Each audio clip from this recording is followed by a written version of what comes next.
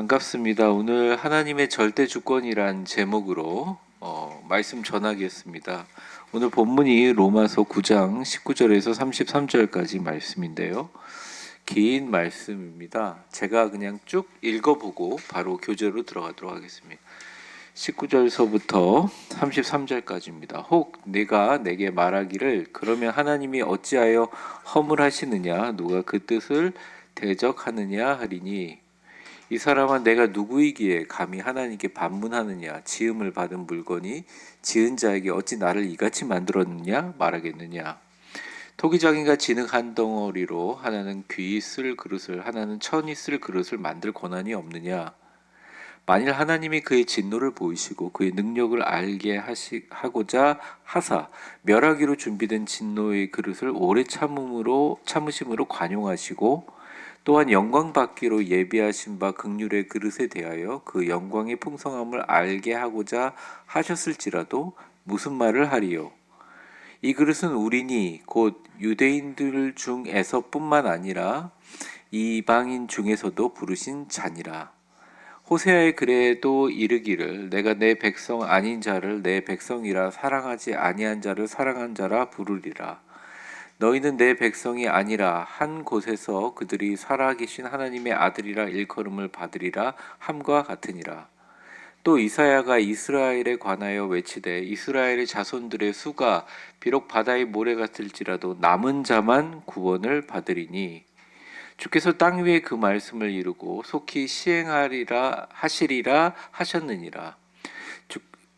또한 이사야가 미리 말한 바 만일 만군의 주께서 우리에게 씨를 남겨두지 아니하셨더라면 우리가 소돔과 같이 되고 고모라와 같으리로다 함과 같으니라. 그런즉 우리가 무슨 말을 하리요? 의를 따르지 아니한 이방인들이 의를 얻었으니 곧 믿음으로 난 의요 의의 법을 따라간 이스라엘은 율법에 이르지 못하였으니 어찌 그러하냐 이는 그들이 믿음을 의지하지 않고 행위를 의지함이라. 부딪힐 돌에 부딪혔느니라. 같이 읽겠습니다. 시작. 기록된 바 보라 내가 걸림돌과 거치는 바위를 시온에 두노니 그를 믿는 자는 부끄러움을 당하지 아니하리라 함과 같으니라. 아멘. 오늘 성경 구절이 참 많죠. 계속 구원의 주권, 하나님의 절대 주권 이렇게 하면서 하나님의 주권에 대해서 얘기를 하고 또 로마서에서 가지고 있는 가장 중요한 신학 하나님의 예정론에 대해서 오늘 좀 설명하는 시간을 갖겠습니다. 교재를 한번 보시죠. 교재를 한번 보시면 일단 두 번째 반론이라고 첫 번째 동그라미가 있고 19절이라고 되어 있어요. 19절을 한번 그 교재 보셔도 되고 화면을 보셔도 됩니다. 19절에 보면 뭐라고 되어 있냐면 혹 네가 내게 말하기를 그러면 하나님이 어찌하여 허물하시느냐 누가 그 뜻을 대적하느냐 하리니. 그러니까 바울이 한 가상의 대적자에게 질문을 던집니다. 하나님이 바로를 완악하게 하셨다면 인간이 원래 바로도 마찬가지고 악한 사람이든 선한 사람이든 하나님의 뜻대로 맘대로 하고 하나님의 뜻을 거스를 수 없다는 말인데 왜 하나님은 인간에게 죄의 책임을 물어서 허물하시느냐라고 대적하는 사람들이 있을 수 있다는 겁니다. 여러분은 안 그러신가요? 여러분들도 마찬가지 아닙니까? 이게 되게 잘못 이용될 수 있는 게 예전에 영지주의도 그렇고 이단들도 그렇고요. 하나님이 지금 살아계시고 하나님이 우리와 함께 하시고 하나님의 뜻대로 다 되는데 죄를 지은 사람도 하나님의 뜻대로 된 거고 선한 사람도 하나님의 뜻대로 된 거고 예수님을 믿은 사람도 하나님이 정한 사람이고 예수님을 안 믿는 사람도 하나님이 정하는데 왜 우리 보고 뭐라고 하세요? 사실은 이거거든요. 아주 간단하게 얘기하면 굉장히 근원적인 질문이기도 합니다. 제가 열심히 신앙생활하고 열심히 몸부림치는데 왜 저렇게 신앙생활 잘 안 하는 사람에게는 복을 주는 것 같고 저한테는 좀 멀리 하시는 것 같으세요. 수많은 반문을 할 수가 있어요. 근데 당시에 2000년 전에 그런 질문이 없었나? 그런 반론이 없었나? 많았다는 거예요. 이게 하나님의 주권과 인간의 책임 가운데 이 모순을 지적하는 인간적인 항변이 굉장히 많아요. 특별히 이제 제가 무신론자들 책을 좀 읽어보고 미국의 가장 유명한 기독교 변증론자가 리 스트로볼이라는 사람인데 그 사람이 정말 이 미국이 기독교 국가이긴 한데 어마어마하게 무신자들이 많거든요. 그러니까 교회를 어릴 적부터 신앙생활에서 나가긴 하는데 그 사람들 마음속에서는 하나님의 절대 주권을 잘 믿지 않아요. 지금 미국을 비롯해서 전 세계 강대국들이 정말 하나님이 살아계시고 절대 주권을 믿는다면 이렇게 행동할 수가 없어요. 근본적인 신학 가운데 그런 질문들이 있다는 겁니다. 여기에 대해서 바울이 이제 답변을 하고 있어요. 20절과 21절에 반문을 하고 있는데 20절을 우리 같이 읽어보겠습니다. 시작. 이 사람아 내가 누구이기에 감히 하나님께 반문하느냐 지음을 받은 물건이 지은 자에게 어찌하여 나를 이같이 만들었느냐 말하겠느냐. 21절까지부터 21절도 읽어보죠. 시작. 토기장이가 진흙 한 덩이로 하나는 귀 쓸 그릇을 하나는 천이 쓸 그릇을 만들 고난이 없느냐. 여러분 교재의 두 번째 동그라미를 보게 되면 창조주와 피조물의 질서에 대해서 바울이 이야기합니다. 이 질문에 대해서 논리적인 어떤 해답을 주는 게 아니라 인간의 반론에 대해서 질문자의 태도를 꾸짖으며 줄쳐보세요. 창조 질서의 근본을 선포합니다. 인간은 창조할 수 없어요. 모방할 뿐이죠. 그런데 이제 창조자의 가지고 있는 질서에 대해서 선포를 합니다. 조금 이따 이제 이중 예정론에 대해서 다룰 텐데 이 예정론에서 다루기 전에 너무 신학적으로 뭐 어렵게 이것저것 막 생각하고 그런 거 하지 말고 그냥 아주 쉽게 하나님 멋대로 만드시고 하나님 멋대로 심판하시고 하나님 뜻대로 하시면 우리한테 자유의지가 뭐가 있어요? 이렇게 질문할 수 있고요. 두 번째는 하나님이 맘대로 구원받을 자와 구원받지 않을 자를 정해줬는데 우리 뭐하러 선교 가고 뭐하러 전도해요? 이런 질문이 있을 수 있고요. 인간적으로 너무 훌륭한 사람인데 결국 이 사람은 하나님 구원에 선택받지 못한 사람이라 이 사람 지옥 갈 수밖에 없는데 내가 뭐 합니까? 그냥 나는 나대로 살고 하나님이 날 진짜 심판하실 생각이 있다면 내가 90년, 80년 잘 예수 믿다가 죽는 순간에 하나님께서 마음 변해서 배교자가 되고 할 수 있는 것도 아니에요? 이렇게 얘기하는 사람들이 그 당시 굉장히 많았다는 겁니다. 그 당시 헬라 철학이 가지고 있는 사람들의 그런 수많은 질문들이 있어요. 근데 그 질문에 대해서 그냥 단 한마디로 이야기하시는 게 이 바울은 메시아 예수 그리스도를 통해서 이야기하고 있습니다. 그리고 창조주 하나님에 대해서 이야기하고 있어요. 예를 한번 들어볼까요? 우리가 이제 인공지능 시대이고 요즘은 그러니까 AI를 엄청 많이 쓰는 시대라 사실은 어떻게 보면 AI가 굉장히 똑똑하다라는 얘기를 합니다. 근데 제가 이제 생각할 때마다 굉장히 똑똑하죠. 수많은 데이터를 가지고 우리에게 일을 해주긴 하는데, 근데 AI 자체가 가지고 있는 자체의 지성이 있냐 이거예요. 그들의 진짜 판단이 그들의 고유의 판단이냐 이거예요. 근데 아니라는 거죠. 뭐 나중에는 어떻게 될지 모르겠는데 지금 현재는 그렇다는 겁니다. 설계자가 가지고 있는 초기의 데이터가 있고 뭐 알트만이라는 사람이 챗GPT를 만들었고 뭐 여러 사람들이 이런 만들었는데 초기 데이터, 알고리즘, 궁극적인 목적이 분명해요. AI도 보면 퍼플렉시티라는 AI는 이 자료들을 보여주는데 자료들을 아주 방대하게 자료들 중심으로 된 목적이 있어요. 또 요즘에 굉장히 유명한 제미나이라는 또 AI는 그 AI 자체가 가지고 있는 구글이라는 검색 엔진을 사용한 수많은 이 세상에 갖고 있는 수많은 어떤 정보들을 해서 정확하게 유일하게 그 사람에게 맞는 답을 찾아주는데 최적화되고 있어요.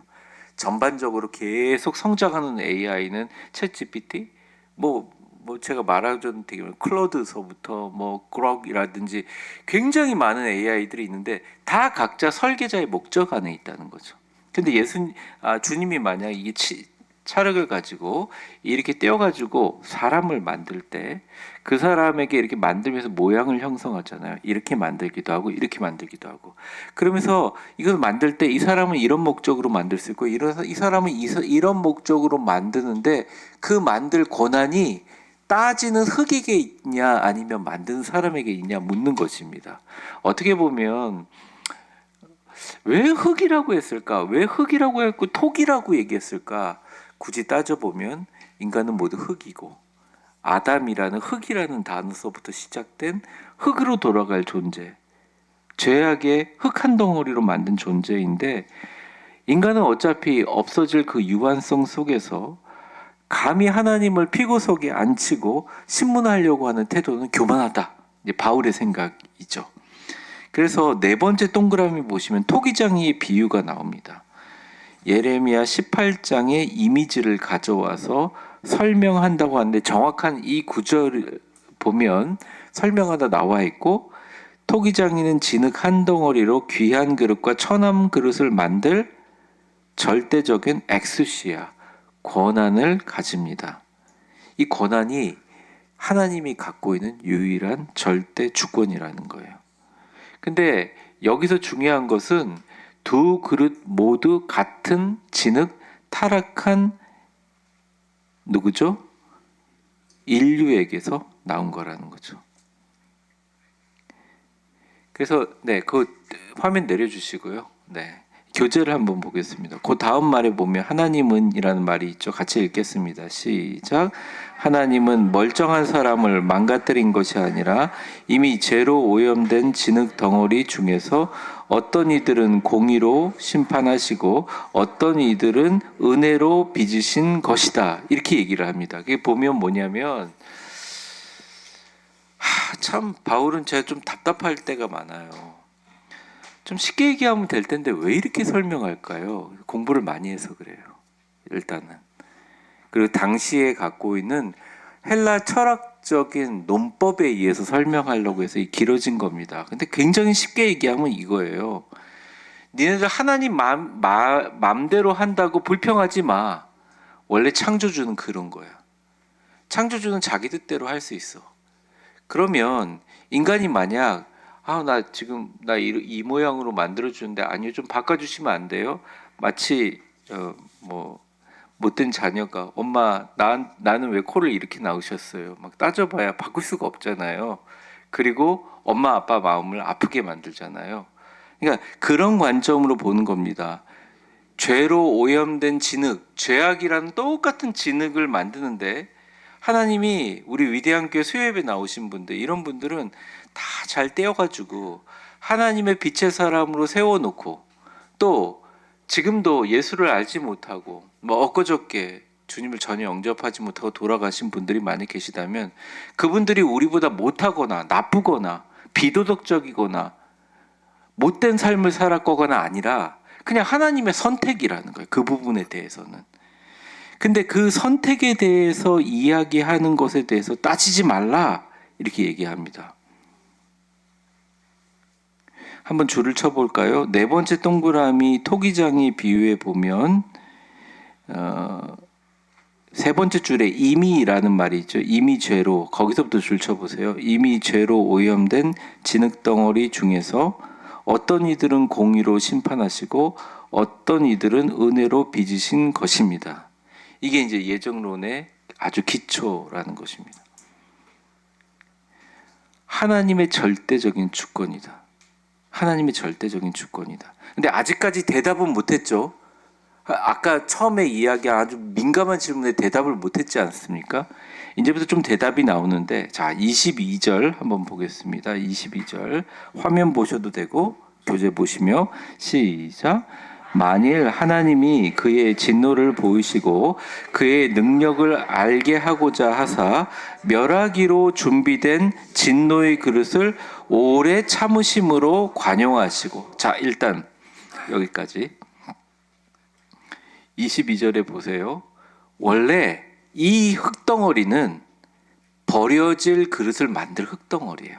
멸하기로 예정되어 있어요. 근데 이 진노의 그릇을 어떻게 해요? 참는 거예요. 오래 참고 멸망하지 않으심으로 관용했다. 이거 누구냐? 하나님의 뜻이라는 겁니다. 어쩌면 우리일 수 있어요. 크리스찬이라고 생각합니다. 진짜 우리가 무슨 자격이 있어요? 그런데 하나님이 정말 오래 참으시고 관용하심으로 즉시 심판하지 않고 관용하신 원래 진노의 그릇인데 재료가 그런데 23절 같이 읽어보죠. 시작. 또한 영광 받기로 예비하신 바 긍휼의 그릇에 대하여 그 영광의 풍성함을 알게 하고자 하셨을지라도 무슨 말을 하리요. 그럼 교재를 한번 보죠. 목적의 이중성. 이거를 이제 기계적인 이중 예정론에 대한 반론인데, 제가 이거 신학적으로 설명하니까 너무 설명이 길어요. 그냥 오늘 교재 내용만 보겠습니다. 목적의 이중성. 하나님은 두 가지 목적이 있어요. 하나님이 이 땅을 만드시고 사람들을 빚으시고 창조하시는 두 가지 목적이에요. 첫 번째는 이 본문에 의해서 말하면 진노의 그릇이다. 원래 멸망길로 들어가서 멸망될 준비된 자들이 뭐냐? 진노의 그릇이다. 그런데 줄 쳐보세요. 첫 번째 줄에 반가로 1번 첫 번째 줄 끄트머리에 하나님은 즉시 심판하지 않으시고 오래 참으심으로 관용. 이게 되게 중요합니다.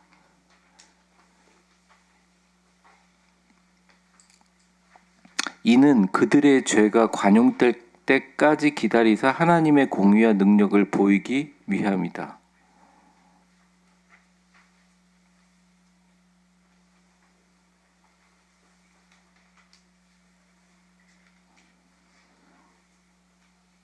불신자들은 뭐라고 비판하냐면, 그래 하나님의 권한 알겠다. 하나님의 주권 그래 맘대로 해라. 하나님이 다 했다 그러죠. 근데 그거 다 그러면 인간이 죄짓고 인간이 전쟁을 일으키고 인간이 살인을 일으키고 인간이 좋은 곳에 쓰라고 하는데 악하게 하는 인간의 본성도 하나님이 만들었으니까 그건 하나님 책임 아니야? 이렇게 얘기하는 것에 대해서 정식으로 반론을 하는 겁니다. 인간이 원래 죄악인 진흙인 것은 맞다. 그리고 그렇게 죄를 지었기 때문에 진노의 그릇으로 버림받을 것도 예정되었다. 근데 하나님이 깊게 참다가 안 되겠다 싶어가지고 자기 아들을 죽여서 이 사람들을 하나님의 은혜의 그릇으로 만드는 것, 참는 것, 그 하나님 고난 아니냐? 그거에 대해서도 따지느냐? 바울은 이렇게 반문하고 있다는 것입니다. 여러분들은 명석하셔서 잘 이해가 될 거예요. 그래서 쉽게 얘기하면 이건 저를 한번 따라해 보세요. 구원의 주권은 하나님께 있습니다.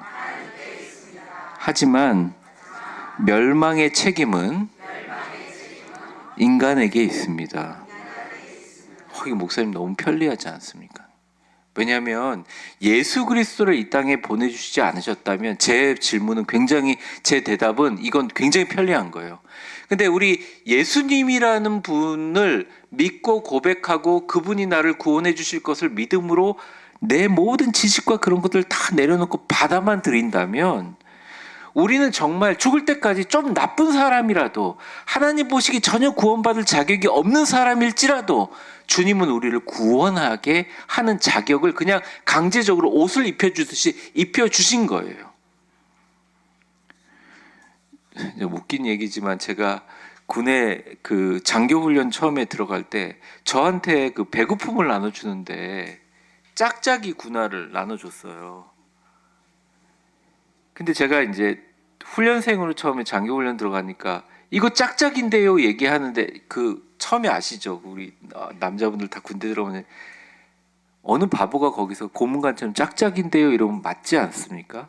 바로 그냥 발길질 날라오고 그래서 그냥 짝짝이를 신고 다녀서 발뒤꿈치가 완전히 막 옷에까지 고름이 나오고 난린. 근데 막 참았어요. 나중에 제가 휴가 나가서 장인어른한테 새 구두를 좀 군화점에 사달라고 했는데 그것도 새 거 샀다고 엄청 괴롭힘을 당했거든요. 근데 여러분들 안타까워하시는 분도 있고 남자분들은 그냥 싱긋이 웃는데 그 짝짝이 군화 받은 게 그 나눠준 사람 책임입니까? 아니면 그 보급받은 사람 책임입니까? 누구의 책임도 아니에요. 책임을 물어봐야 말도 안 되는 거예요. 그냥 잘 적응해야 되는 거죠. 제가 이걸 보면서 이런 생각을 합니다. 우리에게 정말 맞는 하나님이 우리의 인생을 허락해 주셨는데 우리가 인생을 디자인할 때 말이죠. 하나님 없이 내 힘으로 열심히 하려고 그러면 할 수 있는 것도 있고 할 수 없는 것도 많아요. 근데 어느 순간 내가 진짜 하나님의 말씀을 은혜로 받아들여서 내 노력과 의지로 되는 것이 아니라 주님이 나를 만들어 주셨고 택해 주셨고 위대한 교로 불러 주셨으니까 좀 어려운 일이 생겨도 잘 됐어. 하나님이 나한테 복 주시려고 그러는 거야. 좀 고통스러운 일이 있어도 이거 금방 넘어가면 하나님께서 나를 인도해 주고 좋은 교회 낄 거야. 계속적으로 바라보면서 믿음으로 나아가는 사람들을 은혜의 그릇으로 그 영광의 풍성함을 알게 하는 권한이 하나님께 없느냐? 있다는 거예요. 우리가 창조자이시고 토기장이신 하나님을 인정할 때 그 인정함으로 느껴지는 은혜와 혜택은 우리 것인데, 인정하지 않고 고아처럼 내가 이것을 좀 극복해보고 내가 논리적으로 설득하려고 몸부림치면 칠수록 계속 안 좋은 것으로 빠지게 돼버린다는 것이죠. 이게 바울의 갖고 있는 생각입니다. 근데 여기서 조금 더 깊게 들어가 보면 말이죠. 22절 여러분들 칸에 보면 멸하기로 준비된 진노의 그릇이라는 말을 한번 줄쳐 보시고 밑에 조금 이렇게 칸 사이에 있는데 거기다가 수동태라고 적어주세요. 수동태. 그리고 그 다음 줄 23절에 보면 또한 영광 받기로 예비한 바 긍휼의 그릇, 거기를 줄쳐 보시고 밑에다가 이제 글 사이 글에다 100% 능동태라고 적어주세요. 바울이 쓰면서 주어를 명확하게 하지 않아서 그런 겁니다. 둘 다 하나님이 주어인 것처럼 써놨는데 이 헬라어 그 문법이나 문장에 보면 처음에 멸하기로 준비된, 이거는 하나님이 멸망시키려고 사람들을 준비시켰다는 의미보다는 이건 수동태로 쓰였어요. 이건 근데 한국말로 할 수가 없어요. 그럼 누구에 의해서 수동태인가? 인간은 영어로 거기 뭐라고 나오냐면 created for destruction 이라고 돼 있는데 멸망되기로 세팅되어 작정하는 것처럼 사는 것들이란 표현이 있어요. 그러니까 앞에 멸망의 길을 가는 사람들은 하나님이 능동이 아니라 인간이 능동이고 하나님이 그것들을 그냥 방임하신 거예요. 근데 두 번째, 영광을 받기로 예비하신 것은 100% 하나님이 하신 거예요. 그러니까 하나님이 은혜를 주시는 것에서는 100% 능동적이시고, 인간이 굳이 죄악의 길로 갈 때 하나님이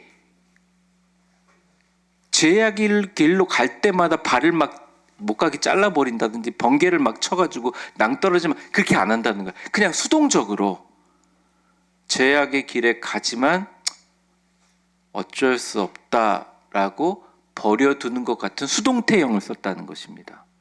이해가 좀 되세요? 그래서 인간이 갖고 있는 죄는 100% 하나님의 책임이다 하면서 온갖 나쁜 짓을 저지르고 멋대로 하는 사람들은 정말 나쁜 사람이라는 거예요, 사실은. 왜? 하나님이 주신 귀한 자유의지를 하나님 탓으로 돌리고 자기의 악함을 정당화하고 있기 때문입니다. 그래서 여러분, 이 나라를 위해서 기도하고 우리가 전도해야 될 이유는 뭐냐면 너무너무 악하고 우리가 이 사람은 복음 안 믿어도 될 것 같은 막 그런 사람들조차도 복음을 전해야 되는 이유는 주님이 일단 명령하셨기도 하지만 그 사람 속에 복음이 들어가서 어떻게 역사할지는 그 사람의 몫이라는 거예요. 그 사람의 믿음의 몫이라는 거예요.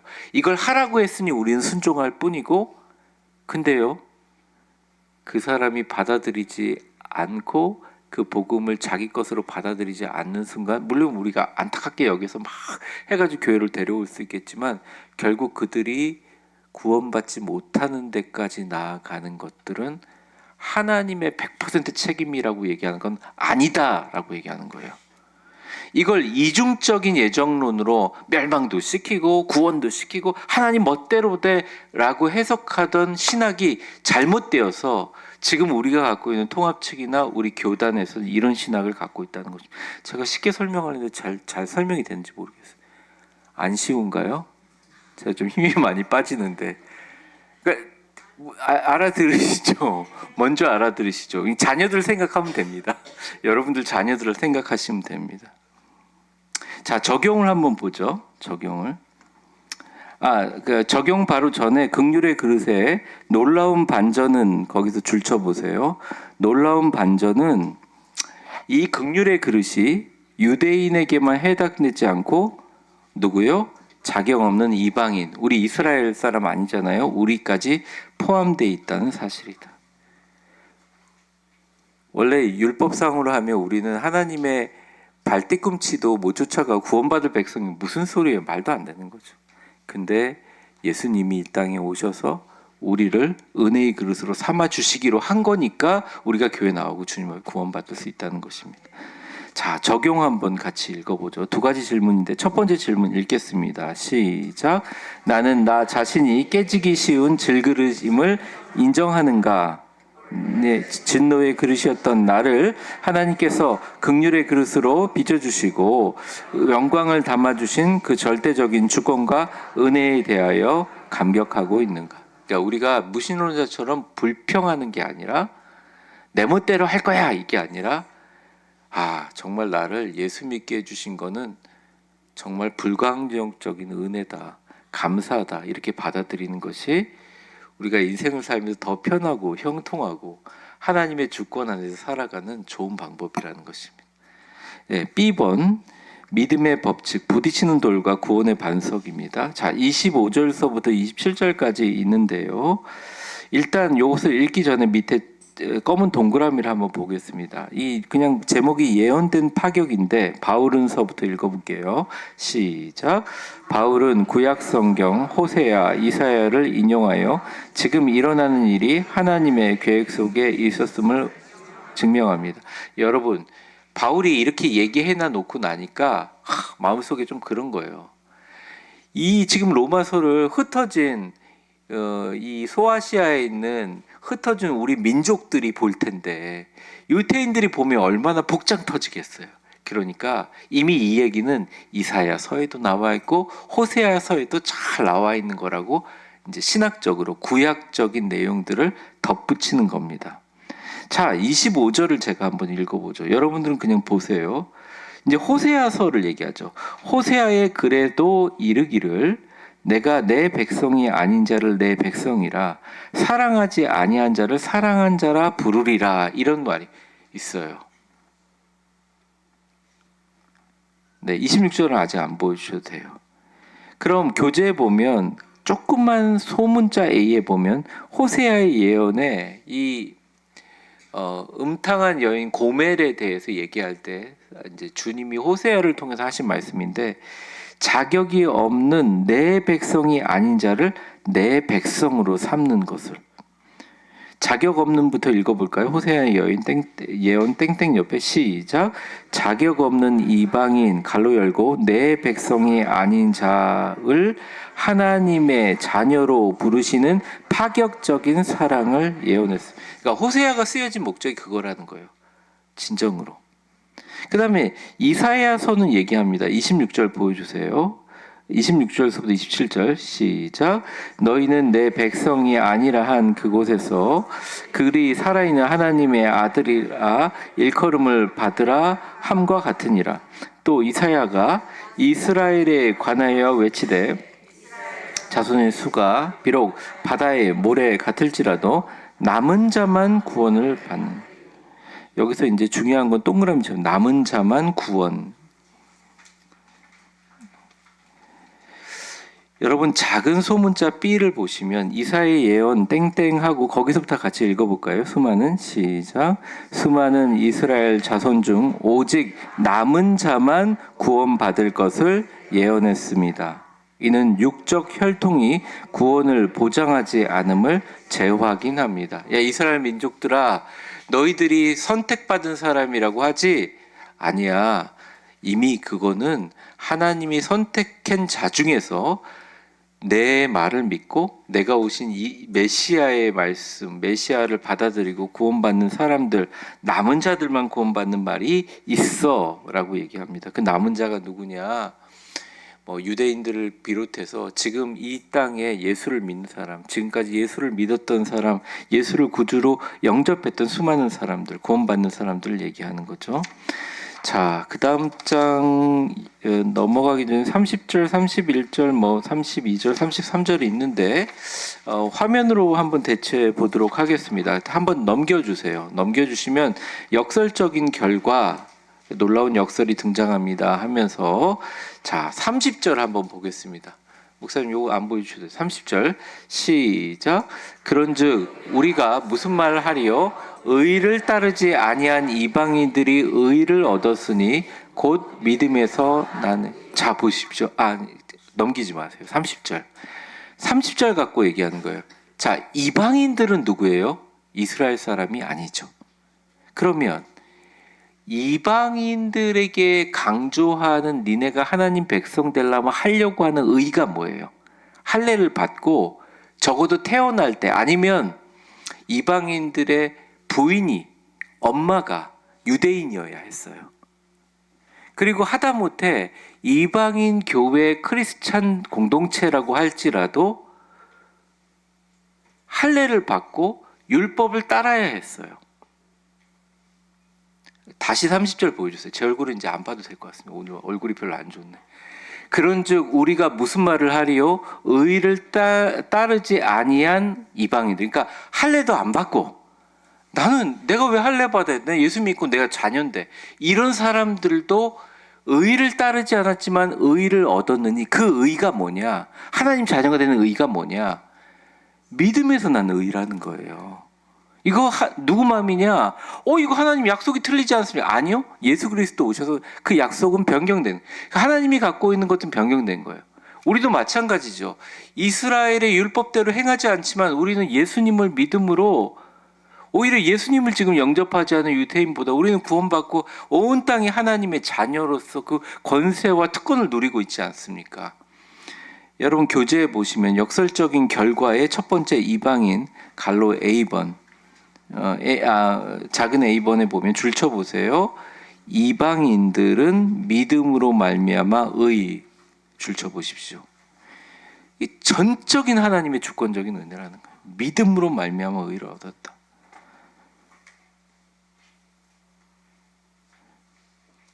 또 작은 소문자 B 한번 보십시오. 이게 31절인데 죄송하지만 31절 보여주세요. 같이 읽겠습니다. 시작. 의의 법을 따라간 이스라엘은 율법에 이르지 못하였네. 요거는 조금 설명이 필요한데 이거예요. 의의 법이라는 것은 율법이에요. 율법. 근데 여러분 생각해 보세요. 이스라엘이 규정한 율법을 완전히 100% 지키는 인간이 존재할 수 있을까요? 안 된다는 겁니다.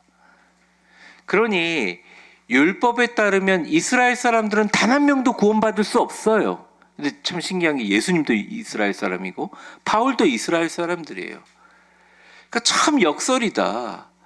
의의 법을 따라가지 않는 이방인들은 믿음으로 구원을 받고 의의 법을 따라간 이스라엘은 율법에도 이르지 못하였다. 이렇게 얘기합니다. 그 이유가 뭐냐? 32절에 나와 있어요. 32절 보여주세요. 같이 크게 읽어보겠습니다. 시작. 어찌 그러하냐? 이는 그들이 믿음을 의지하지 않고 되게 중요한 부분이에요. 한번 줄쳐보세요. 행위를 의지함이라. 믿음을 의지하지 않고 행위를 의지함이라. 이렇게 표현합니다.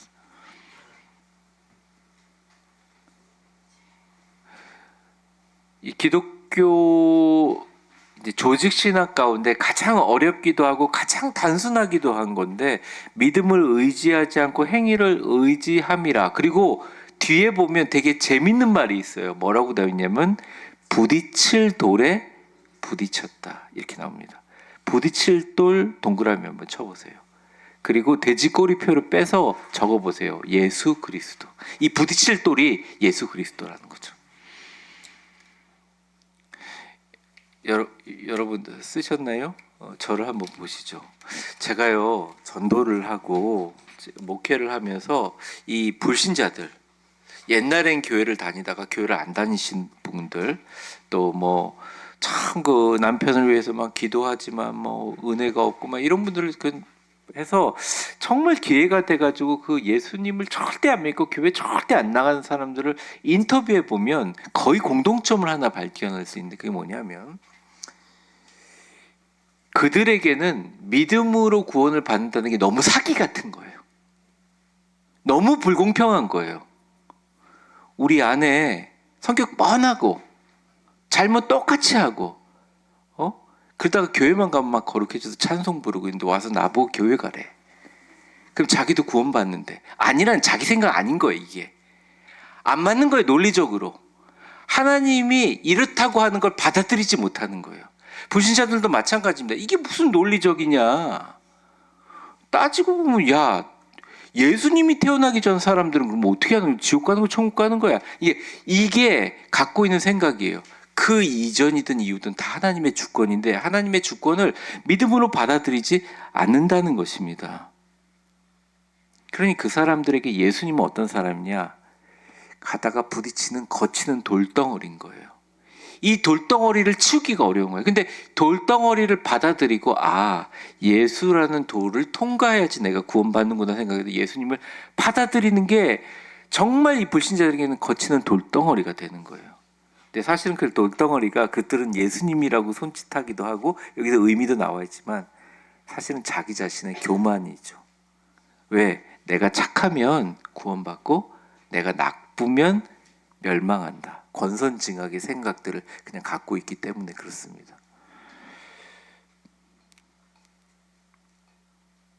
그래서 10번에 보면 이스라엘의 실패의 원인은 하나님의 주권의 뜻이 아니라 줄쳐보세요. 그들이 믿음을 의지하지 않고 자신의 행위를 의지했기 때문입니다. 자기 의의를 세우다가 하나님이 보내신 구원의 길을 거부했습니다. 제가 조심스럽게 우리 신앙에 관해서도 이제 하나님의 믿음과 구원에 관해서 우리 교회가 좀 가르쳐야 되고 또 전도하거나 기독교 신앙에 가르쳐 줄 때 조금 자유함이 필요하다는 생각을 합니다. 이런 거죠. 내가 이만큼 하나님께 섬기고 이만큼 했으니까 하나님은 이만큼 나한테 주셔야 되는 보상 심리와 거래로 이 구원도 그렇게 생각하는 거예요. 그래서 내가 무슨 벌을 당하면 내가 뭐 하나님께 뭐 잘못했나? 그러니까 나한테 보상이 좀 적나? 내가 하나님께 조금 잘하면 될까? 그러니까 하나님과 딜을 하려고 하는 자기의 그게 개입되죠. 근데 신앙을 그렇게 어렵게 할 게 없이 되게 편안하게 하나님 감사합니다. 그럼 돼요. 그냥 목사님 우리를 우민화 시키는 겁니까? 근데 감사만큼 똑똑한 게 없어요. 감사합니다. 그럼 돼요.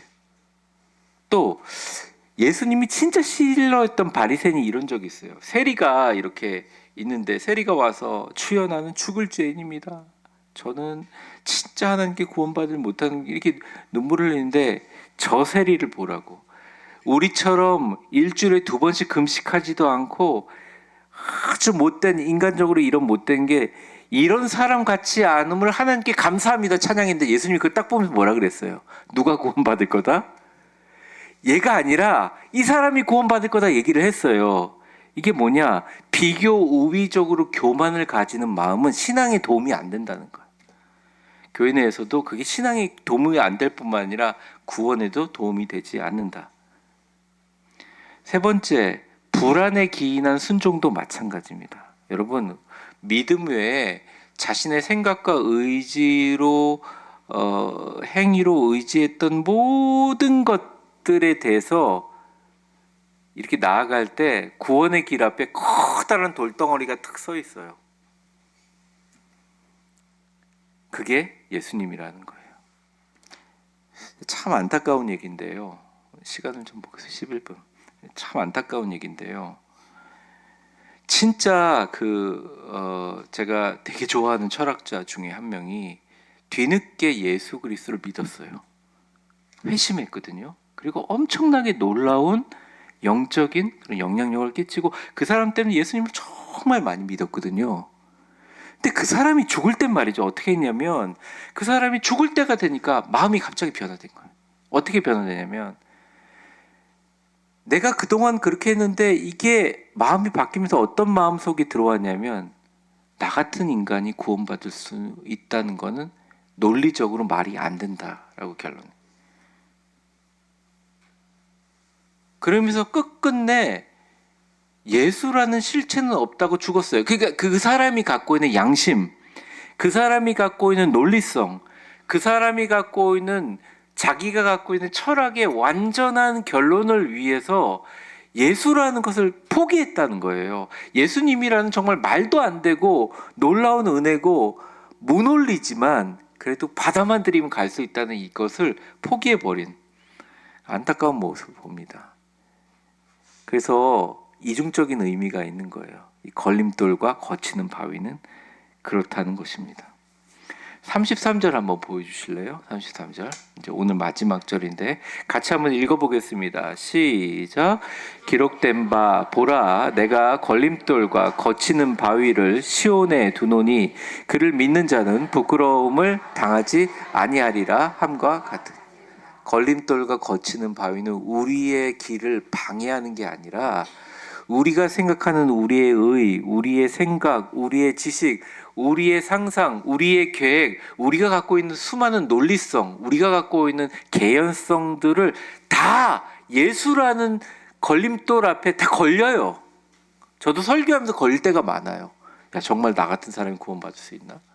우리 성도들이 이렇게 잘못했는데 회개하면 구원받을 수 있나? 이런 사람도 하나님의 구원에 들어갈 수 있나? 거치는 바위예요. 근데 이 거치는 바위가 우리가 걸려 넘어지게 하거나 우리를 막는 게 아니라 걸림돌과 거치는 바위처럼 우리 앞에 떡하니 서 있는 예수, 그를 믿는 자는 부끄러움을 당하지 아니할 것이다. 이 부끄러움은 심판에 들어가고 구원받지 못하며 울며 이를 가는 지옥에 들어가는 부끄러움을 당하지 아니하실 것이다 라면서 바울은 이야기를 마치고 있습니다. 부딪힐 돌 그리스도라는 그 동그라미에 보면 하나님께서 시온에 두신 걸림돌과 거치는 바위는 제가 아까 말씀드린 것처럼 바로 예수 그리스도입니다. 가로 A번, 작은 A번을 읽어보면 자기 행위와 공로를 자랑하는 자에게 예수 그리스도 십자가의 돌은 뭐라고요? 스톰블링 돌, 스톤, 거치는 돌이 되어 그들을 넘어지게 만드네. 그러나 B번, 그러나 읽어보겠습니다. 시작. 그러나 자신의 무능함을 인정하고 오직 그를 믿는 자에게 예수님은 구원의 반석이 되시며 결코 부끄러움을 당하지 않게 하신다. 걱정할 필요가 없다는 것입니다. 이 거치는 돌과 걸림돌에 대한 두 가지 얘기가 그냥 바울에게 툭 튀어나온 게 아니라 이게 이사야서에 나온 건데 잠깐 보겠습니다. 이사야서 먼저 28장 16절부터 보여주세요. 같이 읽어보겠습니다. 시작. 그러므로 주 여호와께서 이같이 이르시되 보라 내가 한 돌을 시온에 두어 기초를 삼았노니 곧 시험한 돌이요 귀하고 견고한 기초돌이라 이것을 믿는 자는 다급하게 되지 아니하리. 근데 이 히브리어 다급하게 되지 않는다는 말이 부끄러움을 당하지 않는 말과 같아요. 여기도 돌이 있죠. 그 돌을 시온에 두어서 기초를 삼는데 그 돌이 어떤 돌이냐? 바로 이사야가 예언한 예수 그리스도 앞으로 오실. 근데 더 확실한 말이 이사야서 8장에 있어요. 이사야서 8장 14절. 우리 같이 한번 읽어보겠습니다. 여기 이제 마지막에 읽는 성경 구절일 거예요. 시작. 그가 성소가 되시리라. 그러나 이스라엘의 두 집에는 걸림돌과 걸려 넘어지는 반석이 되실 것이며 예루살렘 주민에게는 함정과 올무가 되게. 사실은 지금 바울이 쓴 이 로마서에 비하면 거의 820년 전에 쓰여진 말이에요. 이 사실은. 근데 이제 바울이 아마 구약 성경에 대한 깊은 지식이 있어서 이 이사야 말을 인용했는데 보세요. 예수님이 우리의 거룩한 성전과 성소가 되시는데 걸림돌과 걸려 넘어지시는 반석이 누가 되신다? 그가 되신다. 그래서 예루살렘 주민에게는 함정과 올무가 된다. 너무 안타깝죠. 지금도 우리 유대인들 예수 그리스도를 받아들이지 않잖아요. 그러니까 이런 예언의 실체나 이런 것을 보면 전 세계에서 가장 똑똑하다는 민족, 가장 돈이 많고 가장 권력이 많은 민족이라고 할지라도 예수 그리스도를 믿어서 구원받는 것에 대해서 겸손하게 믿음으로 받아들이지 못하는 사람들은 부끄러움을 당하되, 이 구원의 반석 거침돌이 되는 것에도 불구하고 예수가 모든 것, 예수님만 믿으면 구원받는다고 예수님의 이름을 온전히 의지하여 천국으로 걸어가는 사람들은 부끄러움을 당하지 않는다는 것입니다. 말씀을 좀 정리하겠습니다. 제가 오늘 이걸 보면서 이런 생각을 했어요. 우리나라에 100층짜리 건물이 뭐 한 개 있는 거 알고 있는데 100층짜리 건물에 계단 올라가는 사람 별로 없죠. 근데 이런 것 같아요. 구원이 100층짜리 꼭대기에 가는 이제 옥상이 구원이라고 한다면 99층까지 열심히 계단으로 죽도록 인간적인 노력으로 올라가도 마지막 100층의 키를 열어줄 수 있는, 그게 뭐 옥상 들어가려면 문 열어야 되는 거 아닙니까? 문 열어줄 수 있는 키가 뭐냐? 바로 거침돌인 예수 그리스도거든요. 근데 어떤 분은 그렇게 어렵게 올라가지 않고 예수님이라는 엘리베이터를 타고요, 1층에서 번호표 받아가지고 입장료 내고 그냥 올라가는 거예요. 99층과 100층 사이를 건널 것 없이 100층에 딱 내려서 문에 딱 내리면 천장인 거죠. 바울은 사실은 이런 쉬운 진리를 얘기하기 위해서 이렇게 어렵게 설명한 이유가 있습니다. 왜 그랬을까요? 이게 마지막 퀴즈입니다, 여러분.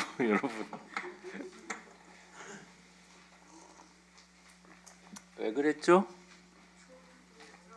네? 네, 그 말씀은 90점이고 한 번만 더 듣겠습니다. 왜 이렇게 어렵게 설명했을까요? 간단하게 얘기하면 될 텐데.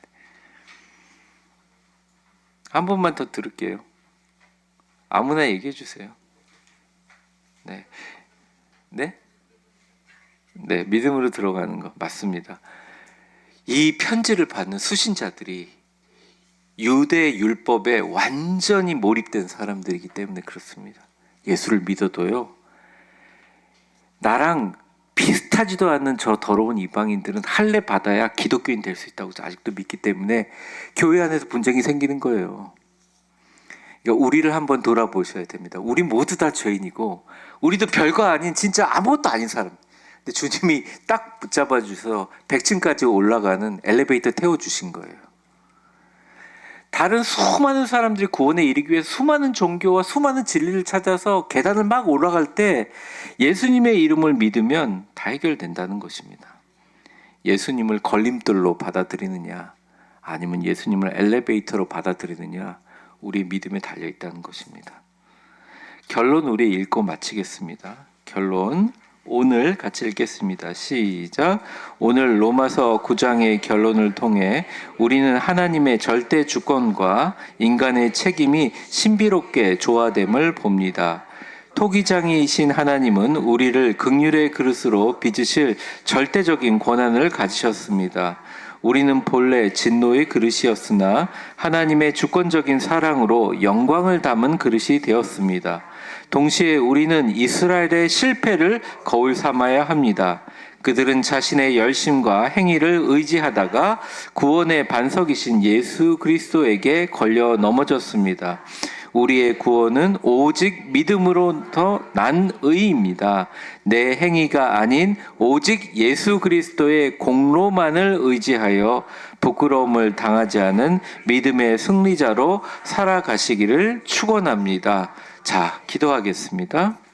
축복합니다. 이제는 우리 주 예수 그리스도의 은혜와 역사의 주관자가 되시며 우리 인생의 수레바퀴를 돌리시는 하나님 아버지의 사랑과 성령의 충만하심과 교통하심이 세상에 수많은 소리가 있고 수많은 철학들이 있고 수많은 논리들이 있지만 가장 확실한 것은 하나님이 이 세상을 이처럼 사랑하사 독생자 예수님을 우리에게 보내주셨는데 그 독생자 예수님을 걸림돌로 받아들이느냐, 구원의 일을 엘리베이터로 받아들이느냐, 우리 믿음에 달려 있으므로 그를 믿는 모든 자에게 멸망하지 않고 영생을 주기 위한 하나님의 선물을 우리는 믿고 이제는 남은 인생 이 예수님 잘 전하기 위해서 물질도 주셔야 되고 시간의 여유도 주셔야 되고 사람도 붙여주셔야 되고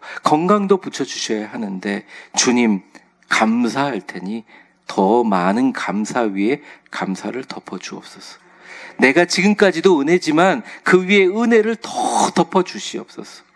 모든 일에 모든 순간에 주님께 감사하며 구원에 감격한 빛의 사람으로 믿음의 승리자로 살아가기를 다짐하는 수요 예배 나오신 사랑하는 성도님들 한 분 한 분 머리 위에 이제와 영원히 함께 계실 것을 간절히 축원하옵나이다. 아멘.